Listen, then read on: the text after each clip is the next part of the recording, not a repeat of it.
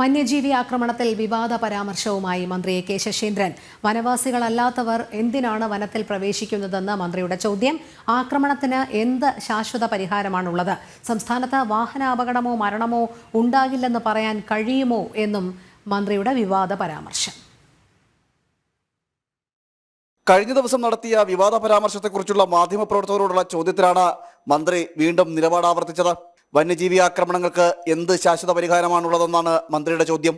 Road അപകടങ്ങളും മരണവും തടുത്തു നിർത്തുവാൻ സാധിക്കുന്നുണ്ടോ എന്നും മന്ത്രി ചോദിച്ചു. ഞാനൊരു പച്ച മനുഷ്യനായിട്ട് ചോദിക്കുക, ഇനി മേലാൽ കേരളത്തിൽ ഒരു ആത്മഹത്യ ഇല്ല എന്ന് പറയാൻ ആർക്കെങ്കിലും പറ്റുമോ? ഇനി മേലാൽ കേരളത്തിൽ ഒരു മോട്ടോർ വാഹന അപകടം ഉണ്ടാവില്ല എന്ന് പറയാൻ ആർക്കെങ്കിലും പറ്റുമോ? ഇനി മേലാൽ വെള്ളപ്പൊക്കം ഉണ്ടാവില്ല എന്ന് പറയാൻ ആർക്കെങ്കിലും? കാരണം അതൊക്കെ പ്രകൃതി ദുരന്തങ്ങളാണ്. ആ ദുരന്തങ്ങൾക്ക് അവസാന വാക്ക് പറയാൻ ആർക്കാ സാധിക്കുക? എനിക്ക് മനസ്സിലായിട്ടില്ല. ആർക്കാ സാധിക്കുക? പ്രതിപക്ഷ നേതാവിനെ പറയാൻ പറ്റുമോ അന്തിമമായി ഇനി നാളെ മുതൽ ഉണ്ടാവില്ല എന്ന്? ജനങ്ങൾ വനത്തിനുള്ളിൽ പ്രവേശിക്കുന്നതാണ് ആക്രമണങ്ങൾക്ക് കാരണം എന്നാണ് മന്ത്രിയുടെ വിചിത്രവാദം. വനവാസികളും ഗോത്രങ്ങളും അല്ലാതെ പൊതുജനങ്ങൾ എന്തിനാണ് വനത്തിനകത്ത് പ്രവേശിക്കുന്നതെന്നും മന്ത്രി ചോദിച്ചു.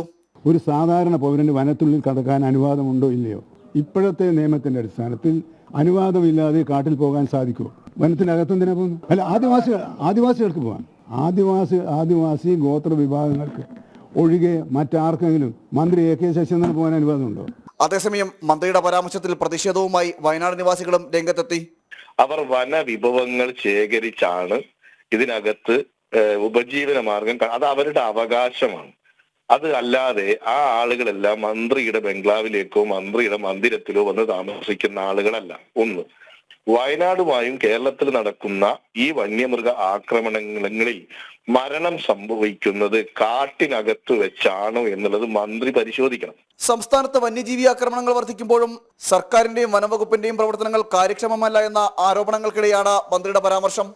ജനം, തിരുവനന്തപുരം.